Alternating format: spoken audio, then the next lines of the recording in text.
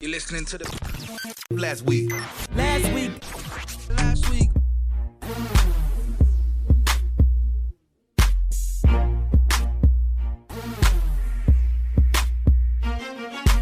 Welcome to Break Time on Westside, your number one break time podcast show, coming to you from Nairobi, Kenya.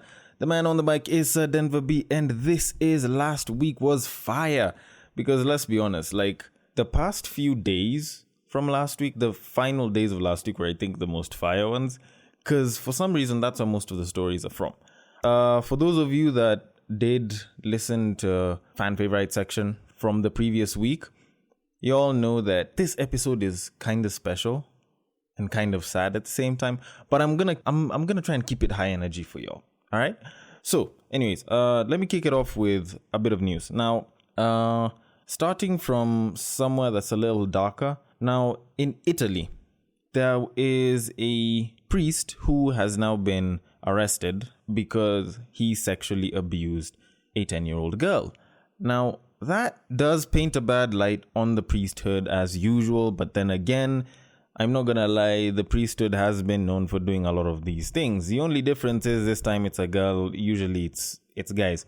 And the funniest bit about it is, I don't know if it's just the Catholic Church that has this problem, but a couple of nuns came to Kenya and they were reported going back to Italy, if I'm not wrong, and they were pregnant. I don't know who needs to go to the Catholic Church and tell them that sex is actually something that people want to do, and they should probably allow their people to start having it, because denying themselves such a right is a little too hard for a lot of them. They can just say that us Kenyans are just good at fucking and we just know how to seduce women and so on and so forth. Like, I honestly feel as though that's kind of the thing. That's kind of the thing. Anyways, I kind of deviated though. As much as we are good for fucking, as much as we are good at producing children and making foreign women pregnant, the main gist of the whole girl who was sexually abused, she's being hailed as a hero because this case took such a while before the guy was actually arrested, because she went to the responsible authorities. If I'm not wrong, that is, she went to the parishioners, and she was not being believed up until she kind of played the recording for them. And she went straight to the parishioners because she didn't want to go to her mother because she didn't expect to be believed, which is a very sad thing, let's be honest. But they kind of just kicked him out. They suspended him and they thought that was it. Now, the problem with that is that wasn't enough. By any means whatsoever, that isn't enough for someone who is a sexual predator. Especially for someone who's dealt with a young child, because you don't know what they'll do to the child. Anyways, the guy was suspended and she kind of tried to take it up with the police after now telling the mother and all, because the parishioners and the mother were both involved, and they ended up taking it up with the responsible authorities in Italy, and they took a while up until she showed a recording. Now, there was a vocal recording where this guy actually tried reaching out for her. She protested. This guy went, did the thing, and then told her, wipe yourself and bounce. Which I'm not going to say sounds a little too circumstantial, at the very least, but at least it managed to get one sex predator pulled off the streets. This guy has been taken in, and he is being held and will be arraigned, hopefully prosecuted very, very heavily. You do not go for people's children. You do not go for people who are kids. I will clown on the Catholic Church every single day as much as I can, because probably I'm not Catholic, but it's all for jokes. But in reality, I feel as though the Catholic Church really needs to revise its laws on what they should allow the sisters, the nuns, the priests, the brothers in what it is that they're supposed to do.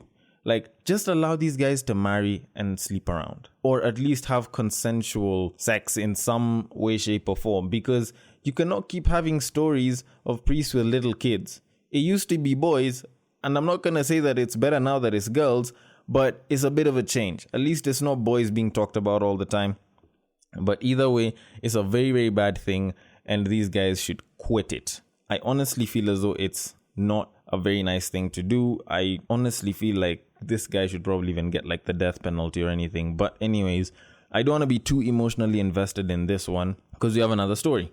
Now, there was a man who once proposed to some chick at Chicken Inn. For those of you that don't know what Chicken Inn is, it's a fast food chicken joint in Kenya and a bunch of other different places in Africa. I'm not sure about the rest of the world, so please.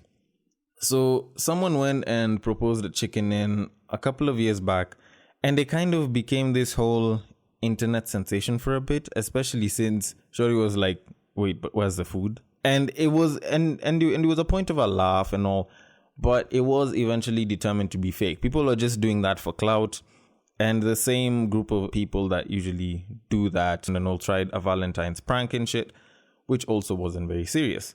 Now, the reason I'm mentioning this story is because somewhere else in Africa, someone did something similar for real, and it's actually worked out so much in his favor that literally a whole country is united to do that. The country I'm talking about is South Africa. A man actually went and proposed to his shorty in KFC, to be exact. So this man known as, and forgive me for saying this, Butt Hector. Yes, his name is actually Butt, but spelled B-H-U-T. He got down on one knee and proposed in front of the partner while they were at a KFC in South Africa. The partner is called Nonhlanhla. I hope that's how it's said. South Africans have some of the most complicated language, and I do not know how to say such names. So y'all are going to have to forgive me for this. But yeah, so he proposed to her. She accepted. Good side of things, at least. And at least she's humble enough to accept when a proposal is made in KFC. Now, this got the attention of people online, not just in the KFC, but online as well. And celebrities all of a sudden came through to help in any way, shape, or form whatsoever. Because I'm guessing they believe that this guy probably doesn't have a lot of money, but just really wanted to propose to his shorty in probably the most Hollywoodish way ever, which is in a restaurant. Because the only other Hollywoodish way that people propose is like, what, in Paris, I think? Anyway, so popular DJ Black Coffee told Butt, I think online or some shit, that he will take care of the suits for himself and his groomsman. A musician known as Zakes Bantwini and was like, I will offer my performance for free at the wedding, and I love this. And other South African celebrities came through. They were willing to donate money. They were willing to actually sponsor the whole wedding. KFC came through. They were talking about something interesting is happening. I'm guessing KFC is just doing that for the clout, so they might sponsor the wedding to an extent. But I feel as though they're a bit late. Although I do have to mention one thing though. This is the one time when South Africa has been super, super united for a good cause. The other time that I heard that they were doing something for a good cause and they were super united was when they were busy fighting for independence. I'm not saying that they're never united for a good cause, but let's be honest, the last time they were united for anything, or at least, a lot of them were united for something, they were busy trying to kick out a lot of other black foreigners. Yeah, I just had to point that out. It's not a nice thing, but y'all do some stupid shit sometimes. But anyways, that is it from there. I'm lucky that I'm a bit far from South Africa, so no one's gonna throw stones at me or come and try and kill me in my house or any of that. Now, before I get to the final story though, I need to go back to what I had said earlier about what I had mentioned concerning last week was fire on Friday's episode of FFS. Number 13 to be exact. Last week was fire is ending. This is its final episode. I have decided to kind of shelve it. I will put it in the archives, probably to be revived at a later time. But for now, it's going to be shelved, mostly because it hasn't been getting as good a reception. Plus, also, it feels better when you guys have more from the other two shows. You guys receive it better. In other words, you guys prefer the other two shows to this one. So I'd rather give you guys more there than kind of split myself 3 ways instead of 2. Think of it this way.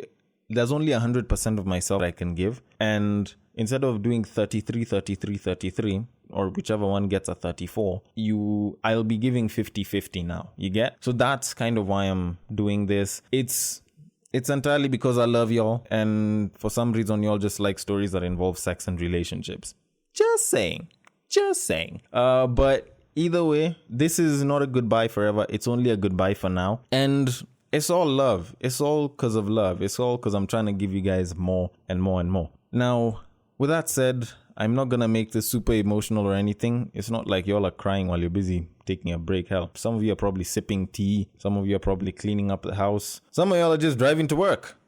Mad shout out to those who are driving to work and are listening to me talk, because sometimes traffic cannot be very interesting. Anyway, so now on to the final bit of the news. People have been talking about this since, Thursday night, Friday, all the way till now. People have been blowing up about this. This thing has set the internet on fire.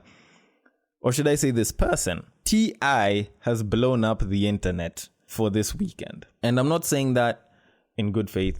I'm not saying that in bad faith. I'm just saying that because this guy has pretty much set a new standard in double standards. Because on an interview that he did recently, he happened to mention that he usually takes his daughter to the gynecologist at least once every year. And he usually has the doctor check the daughter. Now, it's not a bad thing if it's done personally, but when your parent is asking the doctor, is the hymen intact? Has it been broken or not? Is my daughter still a virgin? It triggers a very, very unnecessary set of emotions. Now, people all over the internet went mad. They were losing their shit. Or like, how can you do this? You're not being a good father. You're being toxic and overprotective.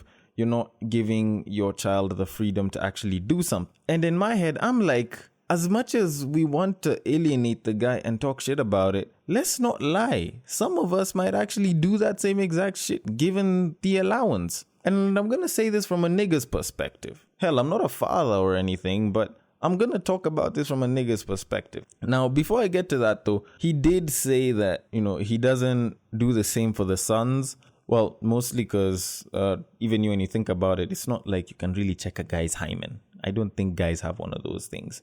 My biology is a bit fuzzy here and there, but I don't think we have any of those. So anyways, where was I? So when you think about it as a guy, and this is something that a lot of guys will probably kind of admit to, we have wanted to smash people for a long time. Hell, from the minute we have been adolescents, having sex is something that we have wanted to do. And over time, you either want to do it more or less. It depends. But either way, we've wanted to have sex for a long time.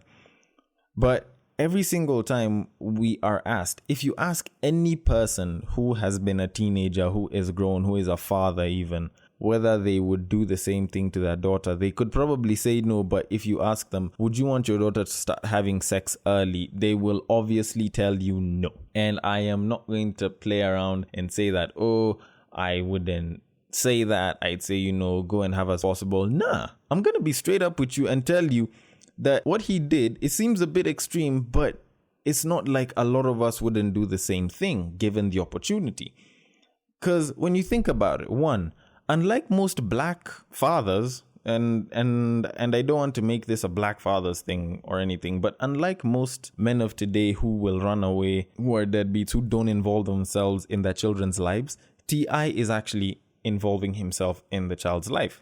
Probably to an extreme level, but he is still involving himself in his child's life. Secondly, he actually cares enough about his daughter that he's actually putting those measures. Because if you didn't give a shit and you just let your daughter do whatever it is that you wanted to do, that they wanted to do, if she ended up in some issue, you'd be blamed as the parent for not teaching her well. And third, he started doing this when she was 16. Well, right now she's like 8. He said he did that when she was like 18 or some shit, but they started when she was like 16. When you think about it though, she was still a child. She was still technically a minor in her teens at that time. I'm not saying that, the doctor should have been disclosing all of this shit. Honestly, that's a bit questionable because there has to be some level of confidentiality between patients. But as a minor, I feel as though he still has some right to do it. Y'all might want to kill me for this, but we have to be objective about this. We have to admit this as human beings. Like, a lot of us who are going around complaining, no, I'd never do that to my own kids. Y'all ain't never had daughters before. Y'all ain't fathers yet. And when you think about it in retrospect, there is nothing that makes men paranoid like, when your daughter has sex with someone. Hell, I don't have a daughter, but I'm guessing that's a thing. Because when you see how overprotective fathers are, it kind of gives you a good context. So you wouldn't want your daughter sleeping around too damn early and getting pregnant, getting an STD, getting HIV or any of that shit. So you'd probably be a lot more overprotective. But if you can actually manage to control that through, talking to them, taking them to the gyna, making sure they're getting checked, and you make sure that, she doesn't have as much sex as you probably want to, probably up until she's 18, that's something that a lot of us would probably do. Also, I just think it's a scare tactic. I think it's a simple scare tactic that T.I. is inducing on her so that she doesn't have sex. I will admit for a fact, though, that the hymen isn't the best show of virginity. Just the same way saying that an IQ test is the best measure to see whether someone's smart or not. It's not exactly that accurate. Because when you think about it, a high IQ might mean that, this person will be like a proper genius in some things, but people will never be, the smartest in everything. You'll have a strength in some place and a weakness in others. So for the hymen, for some people, it breaks from something as simple as, some athletic work that you've done. Probably you get injured there. Probably you're riding a bike. It's broken a lot of times for a lot of women in very different ways and places. But you'll find that for some women, even after their virginity has been taken, you find that the hymen is still intact and they have sex with multiple people and the hymen is still intact. So in all honesty, the hymen is the worst place to actually go and use that as a measure. But anyways, who am I to talk? I'm not a father, but T.I. is, so I'ma let him do him. Anyways, it's about time you get back to that work. Always put that process in that progress or be the prevention. It has been an amazing 14 episodes just bringing you mad content from around the world and even within the African region and the Kenyan country. I will see you guys a lot later in the other coming episodes, but it has been an absolute honor doing this. Take care, guys.